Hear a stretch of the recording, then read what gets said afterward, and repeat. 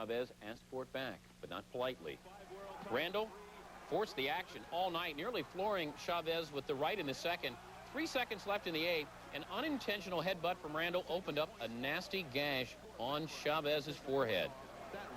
Position at ringside, Dr. Flip Pomansky advises Mills Lane to stop the contest. Chavez, the recipient of an unintentional headbutt.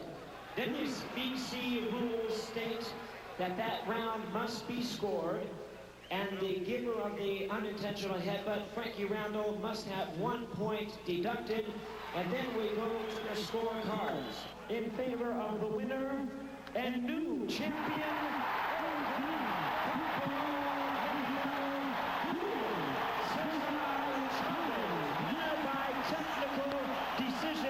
accidental headbutt.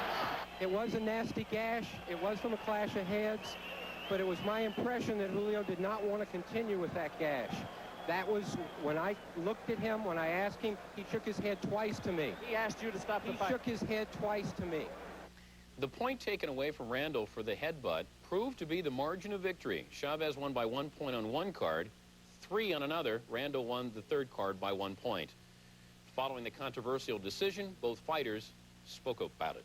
This will happen. My head had to get that boy's head did in a clash, but if it went to the scorecards, I won the fight. I won the fight very convincingly and very professional. Iba sumamente pareja. He feels that the fight was actually going quite even. Yo iba a apretar ya del décimo en adelante donde iba a echar todo el resto. He felt that he was going to really put his last push from the 10th round on. Pero Randall se merece otra pelea. But Randall deserved another fight. I would say it's one of the top 5 travesties I've seen in the sport, and I seldom use phrases like that. Number one, Frankie Randall won the fight by at least 3 points. And number two, I think there was a lot of confusion on the part of why this fight was stopped and whether, in fact, it was Julio Cesar Chavez saying, I don't want to go on, or whether the cut was really bad. I think that there's no question in my mind Frankie Randall retained his title despite what happened in the ring. Yes, they are already talking about a rematch. Total 3 titles changed hands Saturday night, including Terry Norris, as he lost his 154-pound belt to Simon Brown back in December.